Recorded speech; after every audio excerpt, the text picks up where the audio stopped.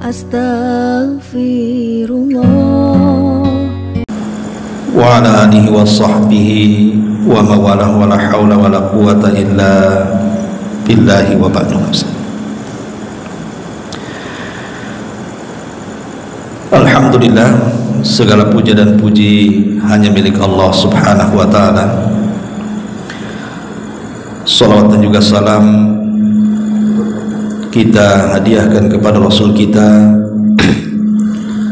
Nabi besar Muhammad sallallahu alaihi wa ala alihi wasallam. Ma'asyiral muslimin yang dimuliakan Allah subhanahu wa ta'ala,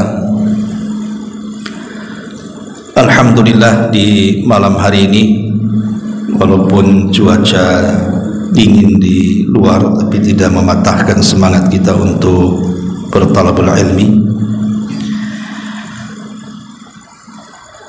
Tadinya pembahasan di malam hari ini dari takmir meminta pembahasan seputar rumah tangga, tapi yang datang bapak-bapak jadinya, mamanya nggak ada pula, jadi kita robah temanya.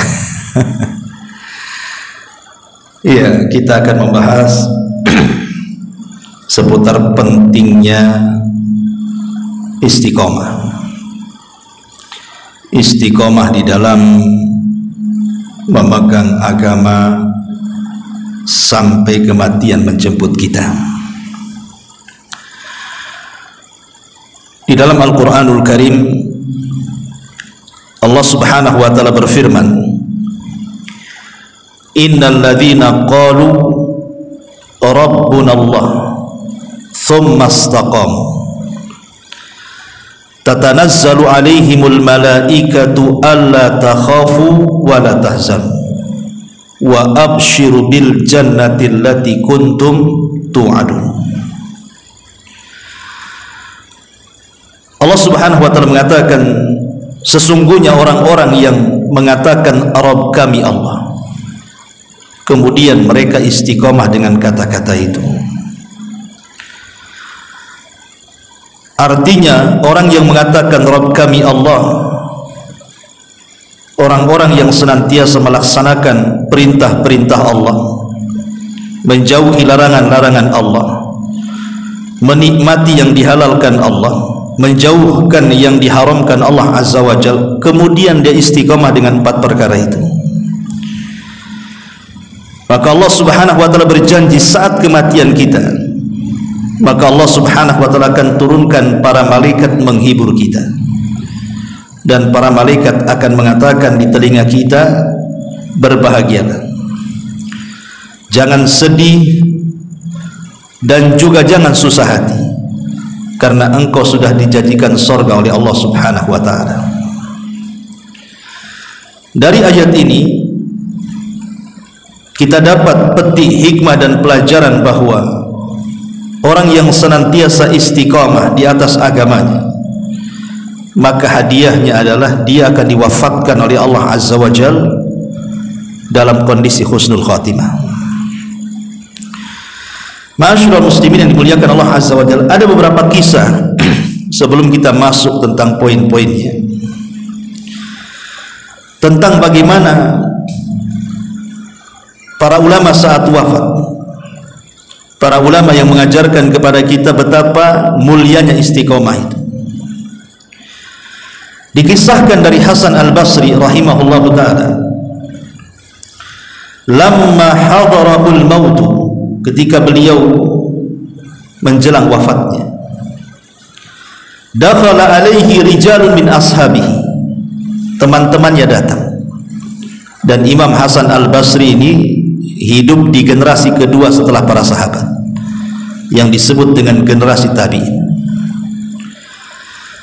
Dan Imam Hasan al-Basri ini terkenal sebagai Sayyidut Tabi'in, pemimpinnya para tabi'in, dikenal keulamaannya, bahkan ucapannya kalau bicara itu persis seperti Nabi, untayan-untayannya itu seperti sabda Nabi, saking indahnya. Jadi Hasan al-Basri saat detik-detik wafatnya datang teman-temannya, faqalu, teman-teman yang mengatakan, zawwidna minka kalimatin yanfa'una Allahu azza wa jal bihinna ya imam. Wahai imam, sebelum kau mati, bisa enggak kau berikan arahan-arahan kepada kami, nasihat-nasihat kepada kami dengan kalimat-kalimat, semoga Allah memberikan manfaat kepada kami dengan kalimatmu itu. Maka Hasan al-Basri rahimahullah ta'ala mengatakan, inni muzawwidukum thalatha kalimat, akan aku arahkan kepada kalian 3 kalimat. Ini orang mau mati tapi bisa sempat memberikan nasihat. Kalau kita lihat hari ini orang yang mau mati itu jangan lagi ngasih nasihat, ditalkin la ilaha illallah aja tak bunyi, ya kan? Tapi begitulah kematian para ulama, sempat-sempatnya dia ngasih nasihat. Dia mengatakan, inni muzawwidukum thalatha kalimat, aku berikan bekal kepada kalian dengan 3 kalimat. Kemudian beliau mengatakan, yang pertama, ma nuhitum anhu min amrin fakunu min atrakin nasilah. Apapun yang dilarang kepada kalian, kalau Allah dan Rasulnya melarang kalian, jadilah kalian manusia yang paling meninggalkan larangan itu. Kalau sudah Allah larang, Rasul larang, jadilah manusia yang paling menjauh dari larangan itu. Kemudian yang kedua, wa ma amartum bihi min ma'rufin fakunu min a'malin nasibi. Dan apapun yang diperintahkan kepada kalian dari Allah dan Rasulnya, dari kebaikan-kebaikan, maka jadilah kalian orang yang paling mengamalkannya. Kemudian yang ketiga, wa'lamu anna khuttakum khutwatun lakum wa khutwatun alaikum. Ingatlah bahwa perjalananmu di dunia ini bisa menguntungkan dirimu atau bisa merugikan dirimu. Fanduru aina taghduna wa aina taruhun. Maka perhatikan dalam hidupmu kemana engkau pergi dan kemana engkau kembali. Artinya yang terakhir ini seolah-olah Al-Imam mengatakan, Hasan al-Basri rahimahullahu ta'ala, ketika kita ini keluar rumah, entah mengarah kemana saja, perhatikan arah itu. Apakah ada pahala di situ ataukah ada dosa di situ? Maka carilah yang banyak pahalanya, tinggalkan yang banyak dosanya. Kemudian setelah dia menasihati 3 kalimat ini, wa kana yugma alaihi thumma yafiqu wa yaqulu sabran wa ihtisaban wa tasliman li amrillahi hatta qubid. Ketika selesai dia menasihati itu, tiba-tiba dia pingsan. Setelah pingsan dia sadar. Ketika sadar itulah dia mengatakan, ya Allah, semoga engkau berikan aku kesabaran, semoga engkau berikan pahala yang banyak kepadaku, dan semoga Allah berikan kepadaku kemudahan untuk berserah diri akan perintah Allah subhanahu wa ta'ala. Setelah dia bicara seperti itu, dia pun meninggal dunia. Lihat, begitulah bagaimana para ulama ketika meninggal dunia. Dikisahkan dari ulama yang lain. Thabit al-Bunani rahimahullahu ta'ala yang wafat tahun 127 Hijriah. Qala ibnuhu Muhammad, berkata putranya Thabit al-Bunani ini namanya Muhammad, zahabtu ulakkinu abi. Kata anaknya Muhammad ini, aku menemui ayahku. Dan Thabit al-Bunani seorang ulama besar di zaman itu. Jadi kata Muhammad anaknya ini, aku pergi menuju ayahku yang sedang sakaratul maut itu, dan aku berusaha untuk mentalkinkan dengan kalimat la ilaha illallah. Dia mengatakan, ya abati qul la ilaha illallah, wahai ayahku, katakan tidak ada sembahan yang berhak disembah kecuali Allah. Tapi apa kata Thabit al-Bunani? Dia mengatakan, ya bunai khalli anni fa inni fi wirdis sabi' ka'annahu yaqra'u wa nafsuhu takhruj. Dia mengatakan, ya bunayya, wahai anakku, tidak perlu kau talkinkan aku, katanya, karena sesungguhnya aku sedang membaca wiridku sendiri. Aku sedang membaca wirid, aku sedang membaca Al-Quran, aku sedang berzikir. Sambil dia bicara, tiba-tiba kemudian dia meninggal dunia. Jadi lihat bagaimana para ulama ketika diingatkan dia ingat. Tapi kita lihat kematian di tengah-tengah kita lah orang-orang yang koma, orang-orang yang sedang sakaratul maut. Kadang-kadang orang yang mengaji banyak di situ pun kadang-kadang tidak tahu. Ditalkinkan pun tidak bergerak lisannya. Ini menunjukkan apa? Para ulama memberikan petunjuk kepada kita, beginilah orang-orang yang husnul khatimah. Kemudian juga dikisahkan oleh Abu Bakar Ibn Ayyas, seorang ulama juga yang meninggal pada tahun 193 Hijriah. Lamma hadarat Abu Bakrin al-wafat, ketika Abu Bakar Ibn Iyas ini meninggal dunia, bakat ukhtuh, saudarinya yang perempuan tiba-tiba menangis melihat saudaranya Abu Bakar Ibn Iyas, seorang alim itu yang sedang sakaratul maut. Faqala laha, tiba-tiba Abu Bakar Ibn Iyas mengatakan kepada saudaranya, ma yubkiki, kenapa engkau menangis? Kenapa engkau menangis?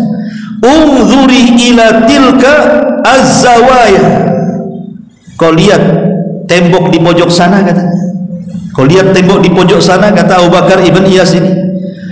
Faqad khatama akhuki fiha 18,000 khatmah. Sungguh saudaramu ini, Abu Bakar Ibn Iyas ini, sungguh saudaramu ini di pojok sana sudah menghatamkan 1018 kali hatam Al-Quran di pojok itu, katanya. Dia mengatakan seperti itu. Kemudian dia meninggal dunia. Lihat bagaimana orang dulu, mereka menghadapi kematian itu dengan tenang, kan? Karena mereka menurut kacamata kita secara zahir, amal mereka sudah cukup, kan gitu. Udah ribuan kali mereka menghatamkan Al-Quran. Pertanyaannya, berapa kali kita menghatamkan Quran? Tiba-tiba kita menghayal ingin husnul khatimah, kan gitu. Ya kalau para ulama ya wajar seperti itu. Ya, ma'asyiral muslimin yang dimuliakan Allah Azza wa Jalla. Kemudian juga dikisahkan oleh Abu Bakar Ibn Habib yang meninggal pada tahun 530 Hijriah. Lamma uhtudira, ketika dia hampir sakaratul maut, qala lahu ashabuhu, teman-temannya datang di sekelilingnya dan mengatakan, ausina ya imam, bisa enggak kau wasiatkan aku dengan beberapa wasiat. Lihat bagaimana dulu ulama itu sangat dihormati. Mereka takut kalau seandainya mereka meninggal, karena Nabi mengatakan apa? Mautul alim musibatun la tujbar. Kematian seorang alim itu musibah yang tidak bisa digantikan. Kalau hari ini Pak Jokowi meninggal, wakilnya jadi presiden. Kalau hari ini Pak Rudi meninggal, wakilnya jadi wali kota. Kalau hari ini pengusaha meninggal, besok ada lagi yang lebih kaya. Itu dunia, bisa digantikan. Tapi seorang ulama kalau meninggal tidak ada gantinya. Itu Nabi yang ngomong, mautul alim musibatun la tujbar. Kematian orang alim itu musibah yang tidak digantikan. Imam Syafi'i meninggal, siapa penggantinya? Tidak ada. Imam Ahmad meninggal, siapa penggantinya? Tidak ada sekelas Imam Ahmad. Imam Abu Hanifah meninggal, Imam Malik meninggal, imam-imam besar lainnya meninggal, siapa yang menggantikan? Ulama-ulama kita di negeri kita meninggal, siapa yang menggantikan? Yang menggantikannya lebih bodoh daripada ustaz-ustaznya kan sebelumnya. Tapi kalau presiden boleh jadi mungkin yang setelahnya lebih baik atau mungkin lebih jelek, kan begitu. Makanya Rasul mengatakan mautul ali musibatun la tujbar itu. Makanya dulu ulama itu dihargai. Kalau sekarang tidak, ulama itu diobok-obok kalau sekarang ini. Gitu ya. Wah, dimacem-macemin sekarang ini. Yang bukan ulama aja so jadi ulama sekarang ini. Yang ulama beneran tidak diulamakan, yang artis jadi ustaz itu pula diulamakan. Belajar di mana dia? Ma'asyiral muslimin yang dimuliakan Allah Azza wa Jalla. Makanya kalau ada kematian orang alim dulu itu, mereka takut ilmunya hilang. Maka cepat-cepat saat detik wafat ini ditanya tuh. Takut ilmunya hilang. Makanya mereka mengatakan kepada Abu Bakar Ibn Habib ini, ya imam, ausina, Jangan mati duluan katanya. Berikan wasiat dulu kepada kami katanya. Faqala, maka kata Abu Bakar ibn Habib, usikum bithalathin. Kuwasiatkan sebelum matiku 3 perkara. Pertama, bitaqwallahi azza wa jal, bertakwalah kalian kepada Allah. Yang kedua, wa muraqabatuhu fi khalawat, ingatlah Allah di waktu kau sendirian. Karena betapa banyak orang-orang yang ketika bersendirian bermaksiat pula dia kepada Allah azza wa jal. Dan itu dosa yang paling besar. Kalau orang bermaksiat saat bersendirian dengan Allah, bukannya berzikir malah bermaksiat, itu bisa menghapuskan pahala sebesar gunung Tihamah, kata Rasul. Karena nanti pada hari kiamat ada orang-orang yang membawa pahala sebesar gunung Tihamah, tiba-tiba dihancurkan gara-gara maksiat yang bersendirian kita dengan Allah azza wa jalla. Dan sekarang maksiat yang bersendirian itu mudah. Kalau dulu maksiat yang bersendirian itu mungkin orang pacaran berdua di kuburan kan itu ya, atau di mana, nggak ada yang tahu kecuali dia dan Allah saja, dan ketiganya setannya lah di situ. Sekarang cukup dengan handphone saja bisa maksiat sendiri di kamar itu. Ya barhob, ya kan, berita-berita nggak jelas, nonton film yang nggak layak ditonton, gambar-gambar. Sekarang bisa maksiat sendirian. Ma'asyiral muslimin, makanya di sini dinasihati wa muraqabatuhu fil khalawat, ingat Allah saat bersendirian. Kemudian wahdharu masra'i hadza, dan ingat saat posisimu seperti aku ini, saat kalian seperti aku ini, kira-kira apa yang harus kalian siapkan. Jangan menunggu seperti aku sekarang ini. Artinya disuruh berbekal di sini. Wa tazawwadu fa inna khaira zadi taqwa, berbekalah kalian karena sebaik-baik bekallah taqwallahi azza wa jalla, bertakwa kepada Allah azza wa jalla.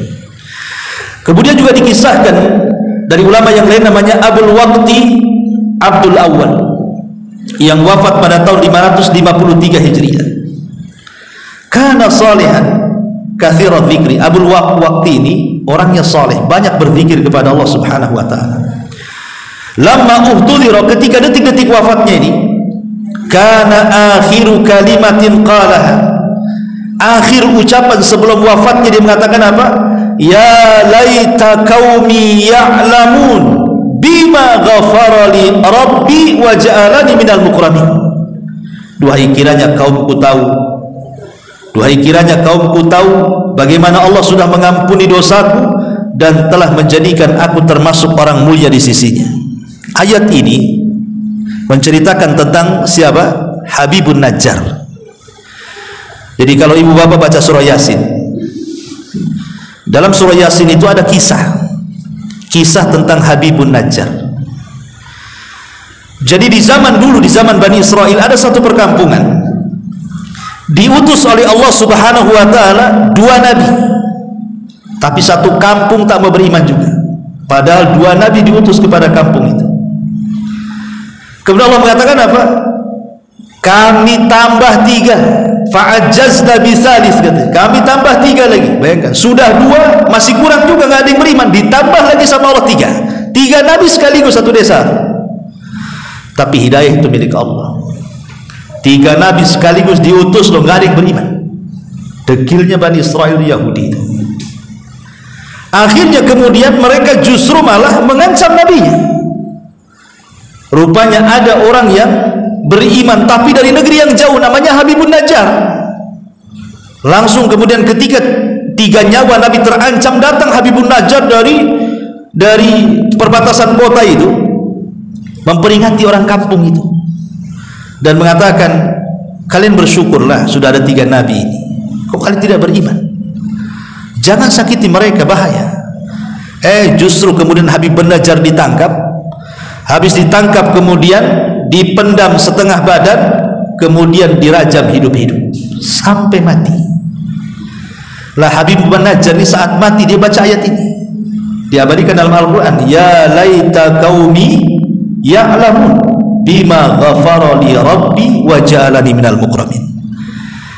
Karena saat dia meninggal, dia digambarkan dia berada di surga. Makanya dia mengatakan, duhai kiranya kaumku tahu Allah sudah mengampuni dosa-dosaku dan telah menjadikan aku termasuk orang mulia. Ya tapi kan tidak mungkin kedengaran, orang sudah mati. Ya, dia hanya ngomong untuk dirinya sendiri saja. Makanya kemudian ayat ini pula yang dibaca oleh Abdul Awwal ketika meninggal dunia. Makanya terkadang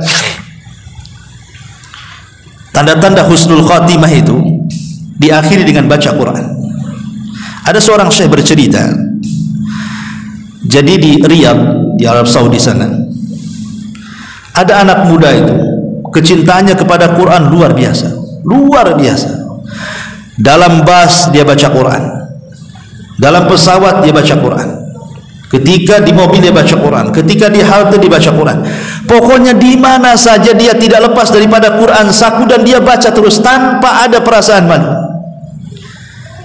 Coba kalau anak-anak muda zaman sekarang naik kereta, keluarkan Quran kemudian baca, di sampingnya ada gadis cantik, tak jadi itu. Ya kan? Malu. Jangankan baca Quran, waktunya sholat pun tak mau sholat dia. Coba bayangkan, zaman sekarang ini seperti itu karena tidak ada iman lagi sudah.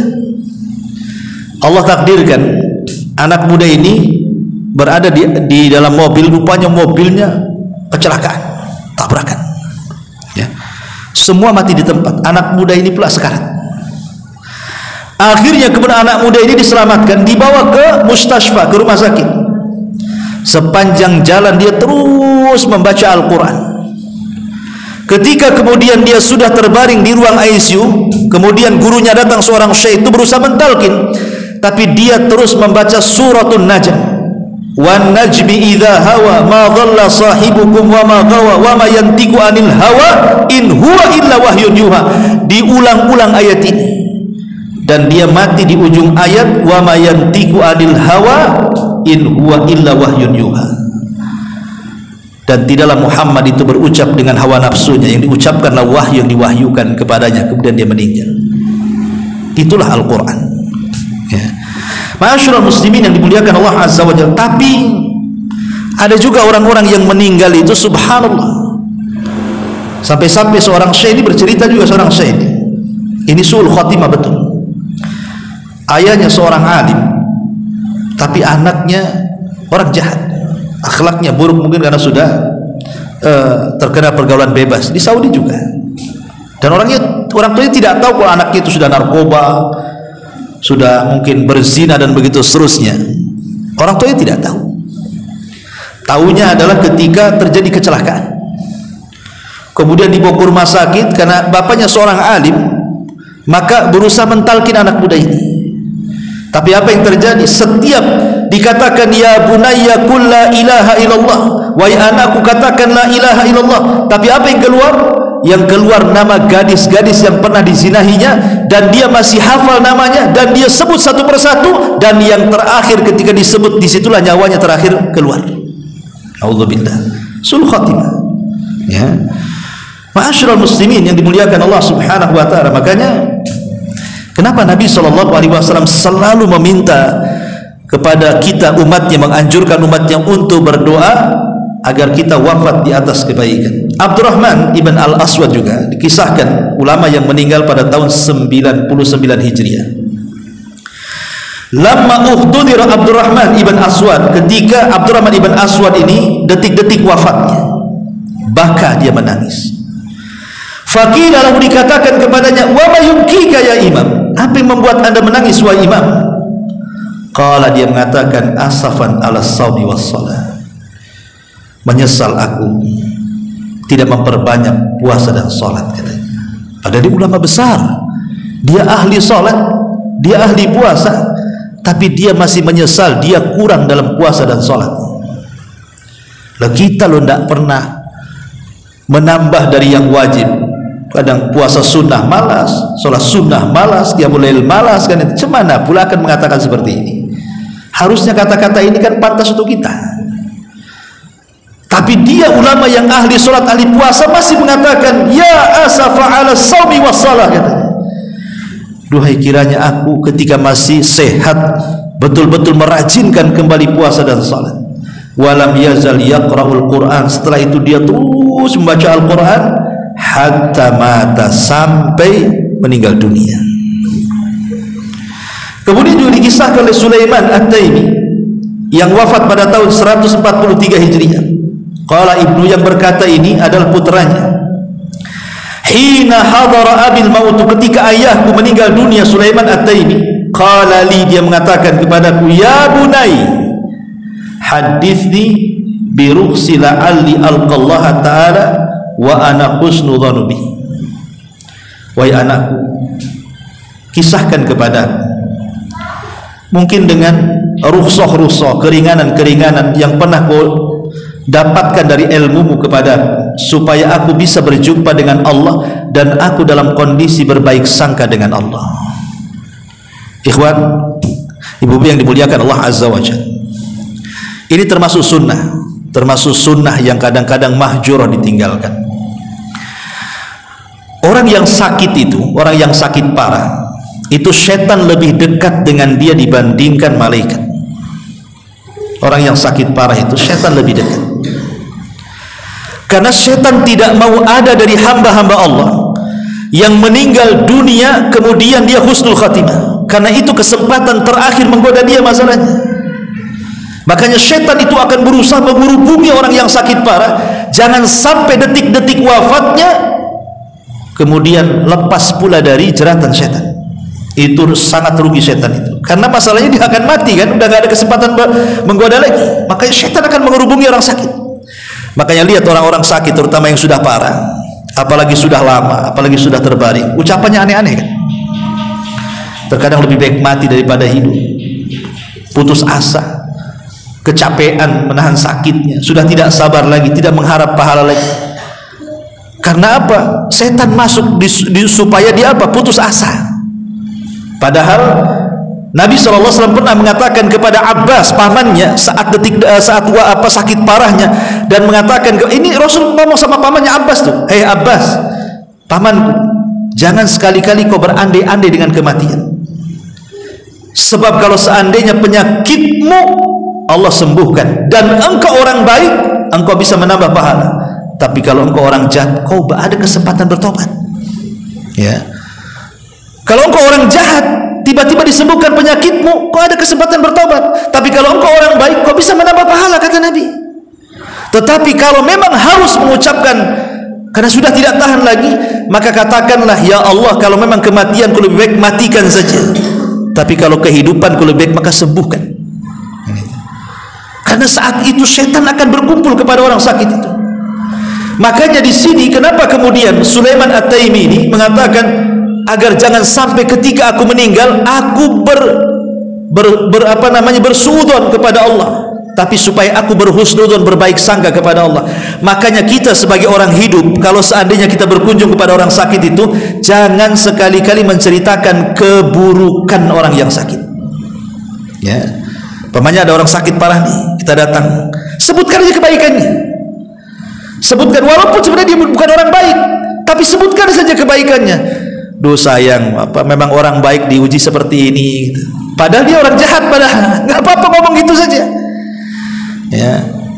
Atau kapan lagi lah kita ke masjid, kapan lagi kita ini, dan begitu seterusnya. Sebab orang sakit mendengarkan orang di sekitarnya. Kalau suara yang masuk itu kebaikan, maka akan menghilangkan memori-memori maksiatnya, dan yang diingat kebaikan yang diceritakan orang sekitarnya. Boleh jadi dengan itu dia tidak akan putus asa dari rahmat Allah, dan kalaupun dia meninggal minimalnya ada husnudzon, berbaik sangka dengan Allah.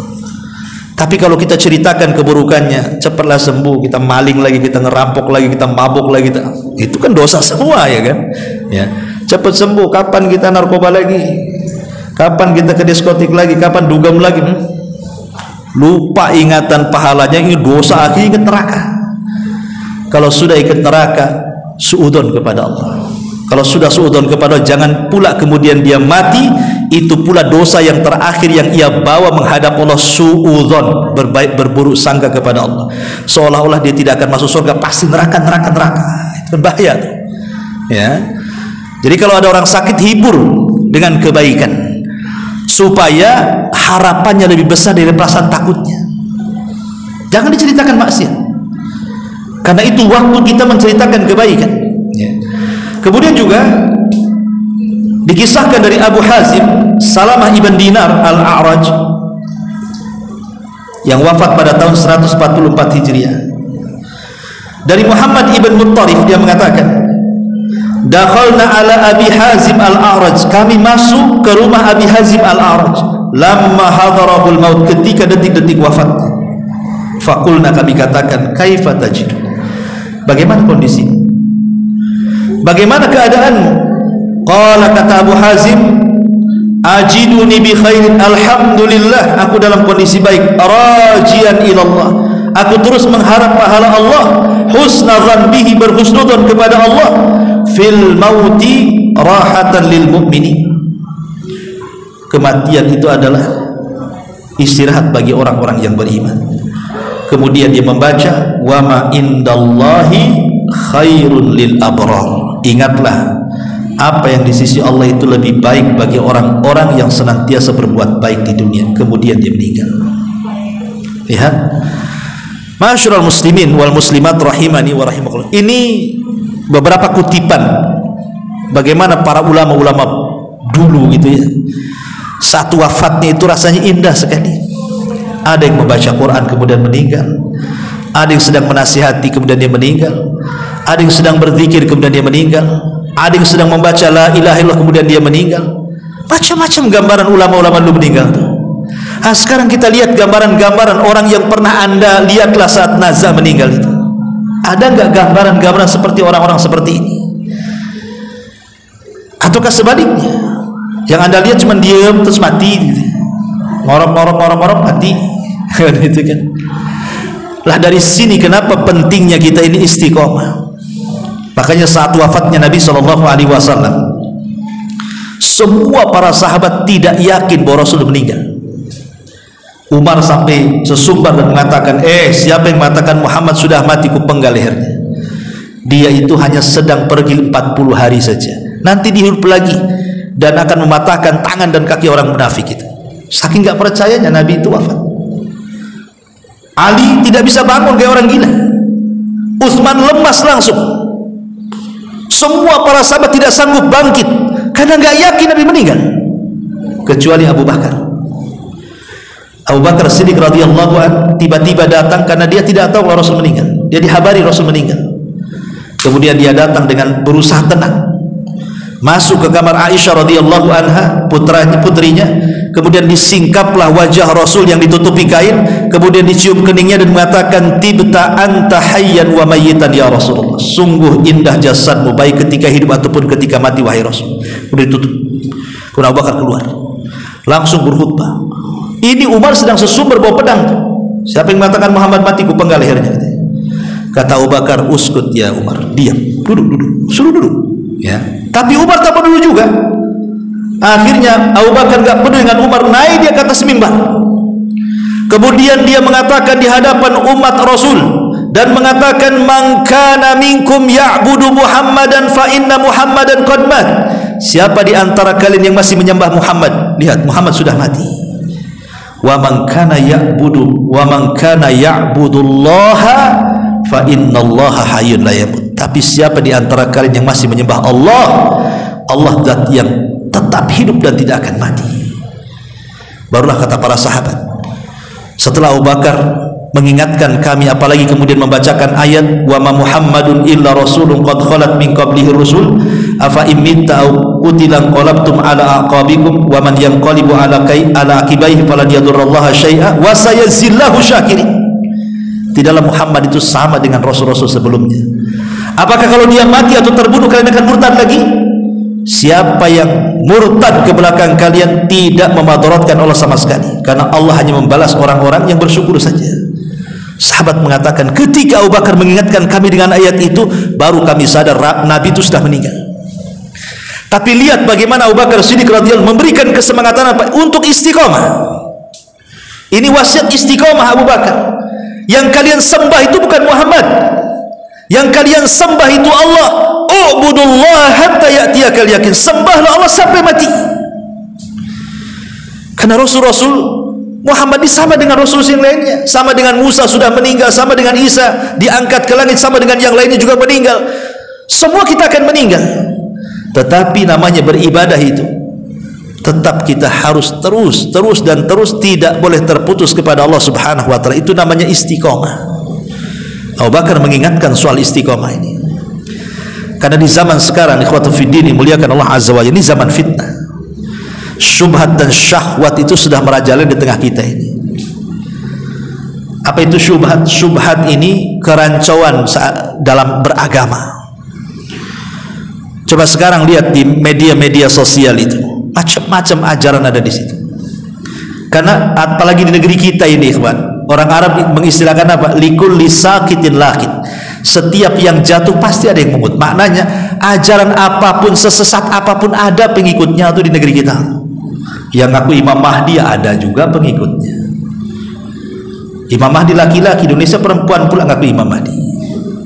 Dia Aiden tuh, ya. Yang ngaku Tuhan pun ada pengikutnya. Ya mungkin pengikutnya di dunia medsos mungkin ada nge-like juga kan gitu ya. Macam-macam, yang nggak sholat aja ada pengikutnya. Na'udzubillah di negeri kita ini. Ini penyakit syubhat namanya. Adapun penyakit syahwat ada macam-macam lah. Sekarang kita ini dipertontonkan dengan macam-macam syahwat kan. Dengan maksiat-maksiat depan kita ini, dari diskotiknya, dari narkobanya, dari maboknya, dari perempuan, macam-macam. Dengan hubud dunianya, kecintaan kita kepada dunianya itu. Lah kita dihadapkan dengan fitnah yang seperti ini. Kalau kita tidak istiqomah, mungkin kita mudah akan, hati kita ini akan condong, mungkin condong kepada syahwat, atau mungkin condong kepada syubhat. Mungkin rusak agama kita atau rusak akhlak kita. Sebab kalau terkena syubhat, rusak agama kita. Kalau terkena syahwat, rusak akhlak kita. Padahal yang menjadikan manusia baik itu adalah agama dan akhlak. Kalau bisa mengawinkan agama dan akhlak itu, jadi orang baik kita. Tapi sekarang agama diserang, akhlak pula diserang. Makanya kalau tidak istiqomah, susah sekali. Lalu apa saja supaya kita ini bisa istiqomah sampai kematian kita? Saya akan sebutkan 15 perkara dengan singkat karena juga waktu. Yang pertama, supaya kita istiqomah, al-iqbal alal Quran. Jangan lepas dengan Quran. Quran itu identitas kita kaum muslimin. Jangan pernah lepas dengan Al-Quran. Baca Al-Quran, pelajari Al-Quran, renungkan Al-Quran, amalkan Al-Quran. Karena nanti Nabi SAW akan menghadap kepada Allah pada hari kiamat dan mengatakan di hadapan Allah, inna qaumi ittakhidhu hadzal qur'ana mahjura. Ya Rabb, maafkan saya, kaumku di akhir zaman sudah mulai mereka meninggalkan Al-Quran. Pertanyaannya, sudahkah kita membaca Al-Quran setiap hari? Pasti jawabannya tidak. Setiap minggu? Tidak juga. Setiap bulan? Tidak juga. Nunggu Ramadan Ustaz? Tidak juga Ramadan tuh. Dia nggak tarawih juga rupanya. Kapan baca Quran kalau begitu? Ya. Padahal itu yang membuat kita istiqomah. Kemudian yang kedua, iltizam syar'illahi wal amali salih. Berusaha untuk iltizam, mengokohkan diri untuk berpegang dengan syariat Allah dan berusaha untuk beramal saleh. Kalau seandainya kita diberikan oleh Allah kekuatan, ikhwatu fiddin yang dimuliakan Allah Azza wa Jalla, ibu-ibu dan bapak-bapak juga, cobalah setiap hari itu ada amalan yang kita amalkan. Amalan apa sajalah selain yang diwajibkan. Entah berupa zikir, entah berupa baca Quran, entah berupa menolong orang, entah berupa silaturahim, terserah. Kan amal soleh kan banyak, tapi minimalnya setiap hari ada. Makanya ketika Rasul mengumpulkan para sahabat, apa kata Rasulullah? Siapa di antara kalian yang puasa? Tidak ada yang jawab. Abu Bakar mengatakan saya. Siapa di antara kalian yang hari ini mengunjungi orang sakit? Tidak ada yang menjawab. Kata Abu Bakar saya. Siapa di antara kalian yang memberi makan fakir miskin? Tidak ada yang jawab. Kata Abu Bakar saya. Siapa yang hari ini mengikuti jenazah? Tidak ada yang jawab. Kata Abu Bakar saya. Bayangkan, Abu Bakar dalam satu hari puasa, mengunjungi orang sakit, mengunjungi jenazah, memberi makan orang sakit. Kata Rasul, tidaklah manusia ada 4 sifat ini pada dirinya kecuali dia masuk surga. Jadi kalau bisa setiap hari itu minimalnya ada 4 amalan lah yang kita amalkan. Kira-kira apa kan begitu? Ya.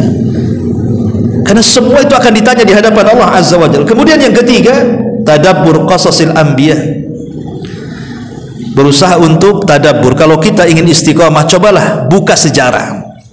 Entah mempelajari sejarah Nabi, sejarah para sahabat, sejarah para ulama gitu ya. Maka kita akan semangat tuh, kalau kita mendengar sejarah itu akan semangat. Ya, seolah-olah semua ada. Makanya kenapa kemudian di Quran itu Allah Subhanahu wa taala menceritakan para nabi kepada nabi. Kan Quran turun kepada nabi dulu kan? Jadi Allah menceritakan para nabi kepada nabi. Apa gunanya? Allah mengatakan linutsabbita bihi fuadak, supaya memantapkan hati nabi itu. Jadi kalau nabi umpamanya diuji oleh kaumnya, nabi-nabi dulu juga diuji. Kalau seandainya kemudian Rasul diuji anak-anaknya meninggal, dulu Nabi Ibrahim disuruh menyembelih Ismail lagi.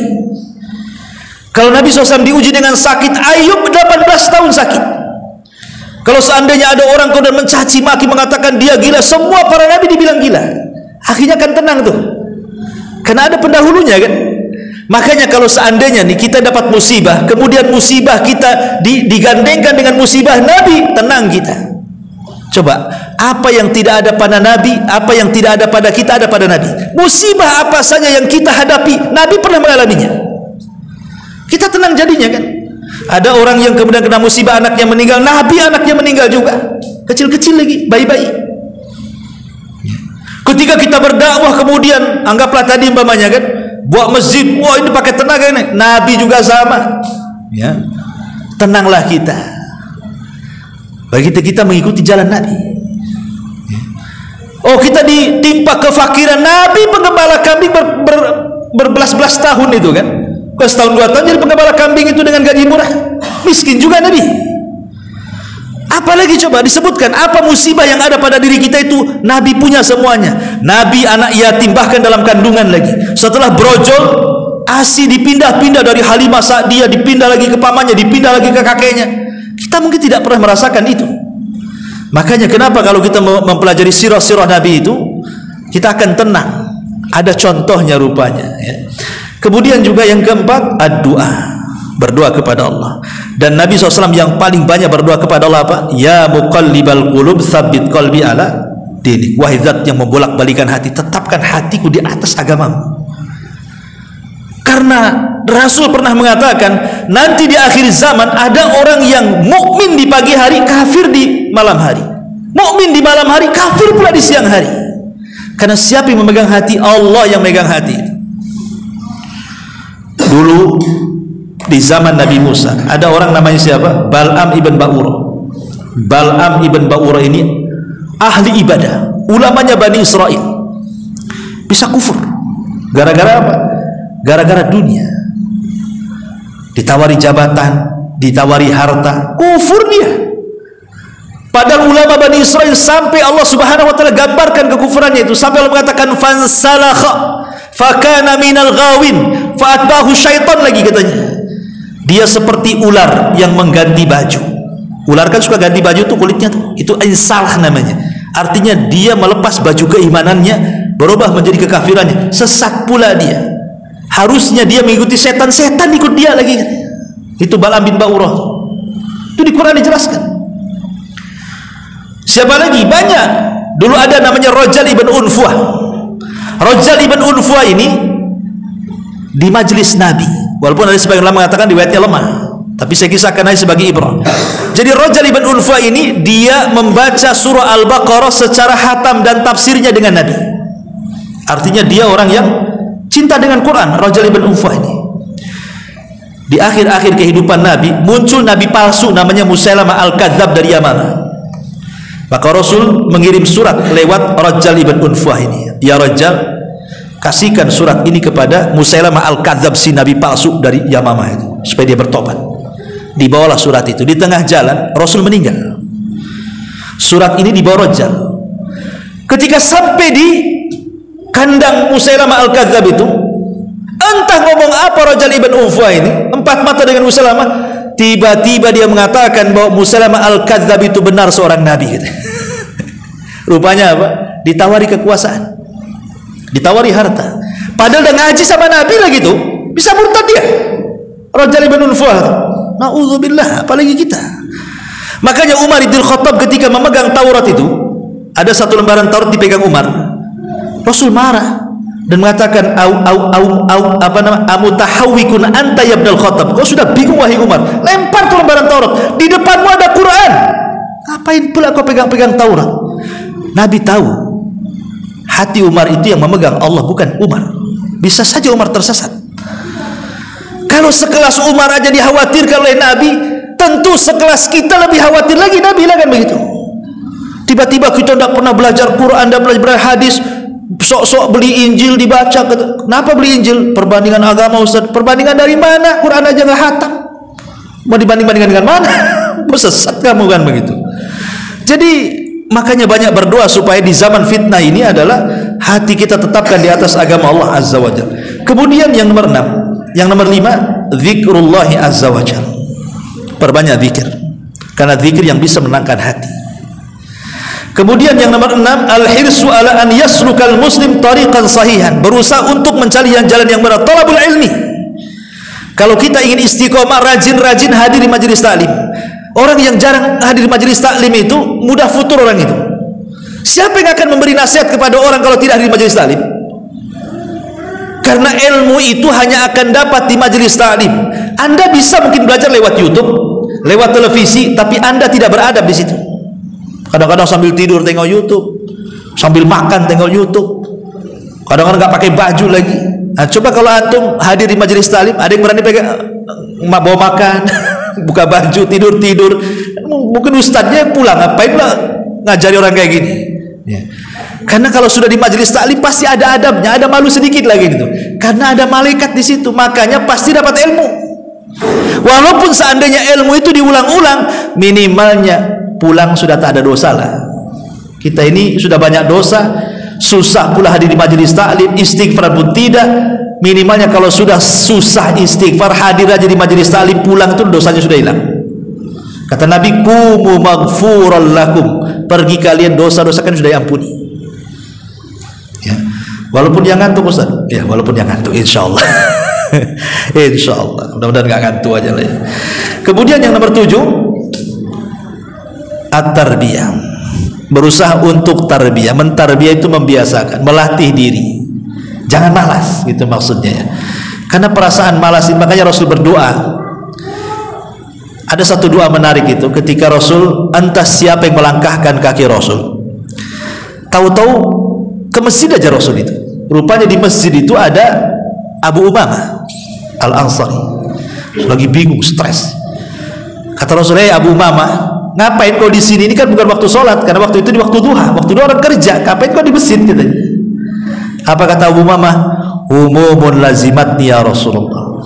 Humumun lazimatni wa duyunun ya Rasul." Bingung, stres, banyak hutang wahai Rasul. Rupanya ada juga sahabat yang stres hutang. Bukan kita aja, sahabat pun ada yang berhutang, stres dengan hutangnya. Karena hutang itu, apa kata istilahnya para ulama itu?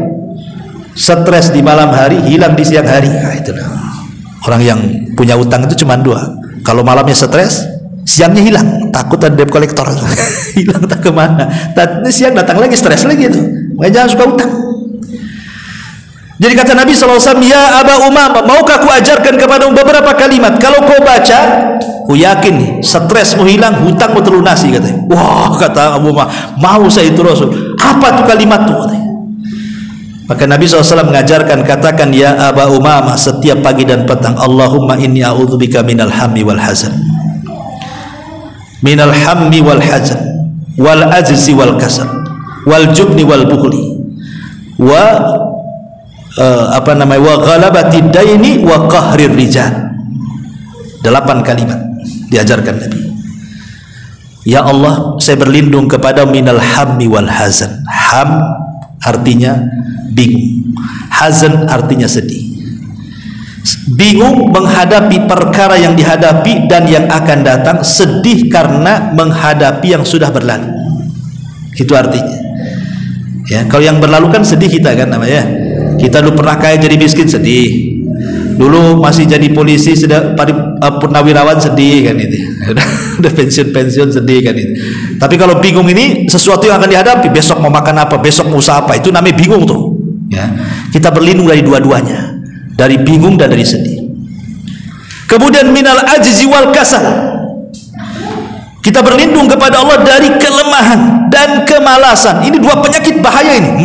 Lemah, malas, bahaya. Apa bedanya? Kalau malas dengan ajiz, dengan lemah itu. Kalau lemah itu, orang pengen sholat, dia kepengen, tapi karena sakit stroke nggak bisa ke masjid, itu namanya lemah.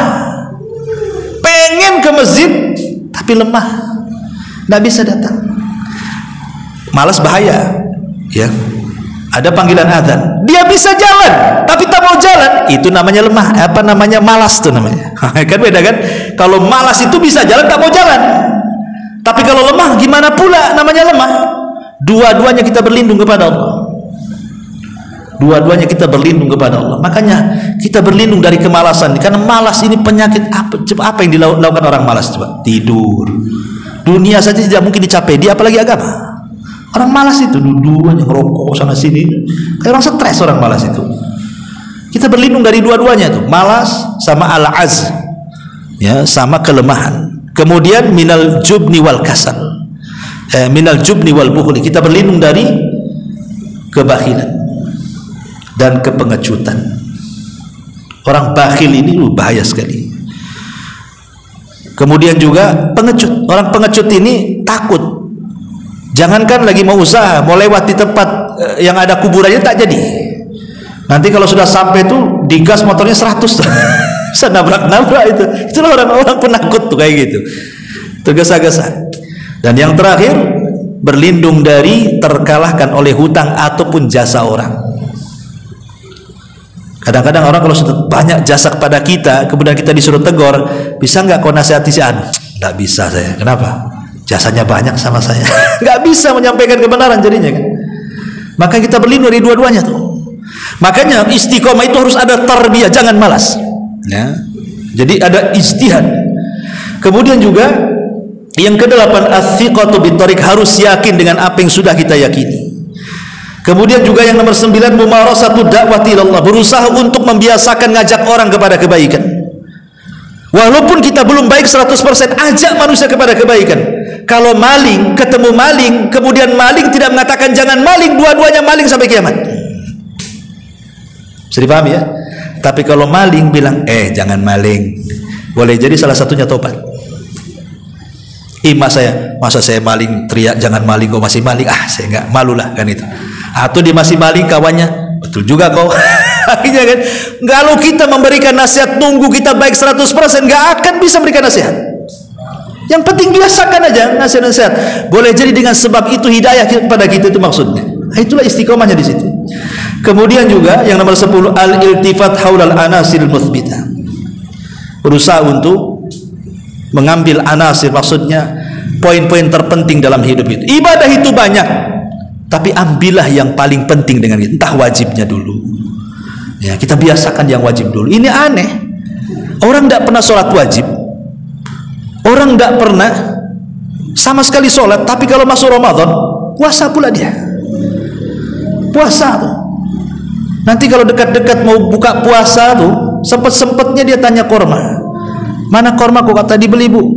Kenapa korma? Itu sunnah Nabi, katanya. Loh, kalau sunnah ingat dia. Sholat yang wajib tak ingat. Tarawih dia tarawih, duhur pula tidak. Ini kan kurang ajar.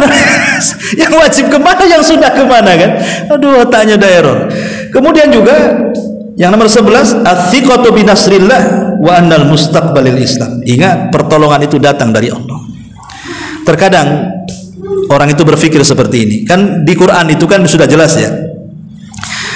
Orang-orang yang beriman itu kan janji-janji Allah banyak sekali akan diberikan kepada orang-orang beriman. Contoh, Allah mengatakan, innallaha yudhafi'u 'anil ladzina amanu. Allah itu akan menolong, akan membela orang-orang yang beriman.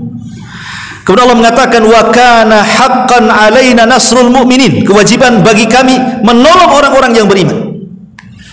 Dan Allah mengatakan, man 'amila salihan min dzakarin aw untha wa huwa mu'minun falanuhyiyannahu hayatan thayyibah.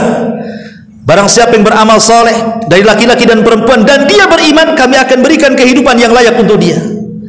Bahkan Allah mengatakan, wa'adallahu alladhina amanu wa amilus shalihat la yastakhlifannakum fil ardi. Allah sudah janjikan kepada orang yang beriman dan beramal saleh akan diberikan kekuasaan di permukaan bumi. Lihat, orang yang beriman pertama dibela Allah, ditolong Allah, diberikan kehidupan yang layak Allah, bahkan diberikan kekuasaan lagi oleh Allah. Pertanyaannya, Ustadz, rasa-rasanya saya sudah beriman, tapi mana pertolongan Allah katanya? Kok saya gini-gini saja hidupnya, ngontrak-ngontrak saja hidupnya, usahanya tidak pernah jalan-jalan. Saya sudah sholat kok, sudah puasa, sudah ngaji. Apa betul yang berkuasa sekarang di dunia umat Islam? Rasa-rasanya saya sudah beriman, Ustaz, manalah pertolongan Allah itu? Katanya janjinya banyak. Dia tidak sadar bahasa dia kan baru rasanya tuh. Anda ini beriman baru rasanya. Supermi rasa ayam, ada ayamnya di situ? Kan baru rasanya saja, tak ada ayamnya di situ. Jadi kalau baru rasanya belum ada imannya, percuma saja. Karena iman tidak bisa dirasa. Iman itu diaplikasikan lewat keyakinan, kemudian lewat lisan, kemudian lewat perbuatan. Kalau hanya ngomong gitu saja tidak bisa. Jadi makanya harus betul-betul thiqah, yakin dengan pertolongan Allah.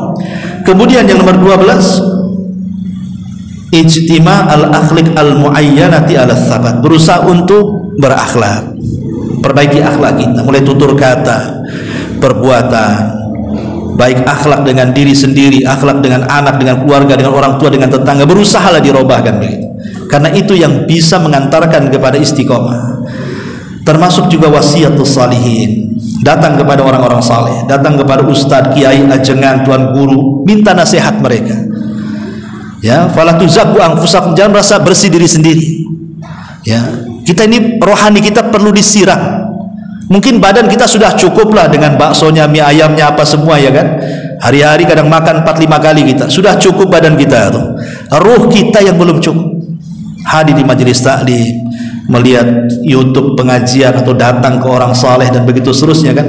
Karena itu yang bisa memantapkan sebenarnya. Kalau tidak dilakukan maka kita akan futur. Kemudian juga zikrul maut, ingat kematian. Karena kalau ingat kematian itu, itulah yang akan menghancurkan semua kenikmatan kita. Dan yang terakhir, ta'ammul fi na'imil jannati wa adzabin nar. Kita senantiasa berfikir tentang indahnya sorga, kemudian juga azabnya neraka yang sudah saya jelaskan pada minggu yang lalu. Kalau kita sudah tahu nikmatnya sorga, pedihnya neraka, tentu kita tidak mau masuk neraka dan pasti kita masuk sorga. Dan jalan masuk sorga adalah dengan beriman dan beramal saleh. Sebab inilah diantara kunci-kunci supaya kita istiqomah. Istiqomah dari mulai balik sampai kita meninggal dunia. Wallahu a'lam bishawab. Ini yang bisa saya sampaikan. Tadi ibu-ibu belum datang ya, harusnya temanya keluarga. Maaf, insyaallah mungkin minggu depan saja. Subhanakallahumma bihamdika asyhadu an la ilaha illa anta astaghfiruka wa atubu ilaik. Allahu ta'ala alam.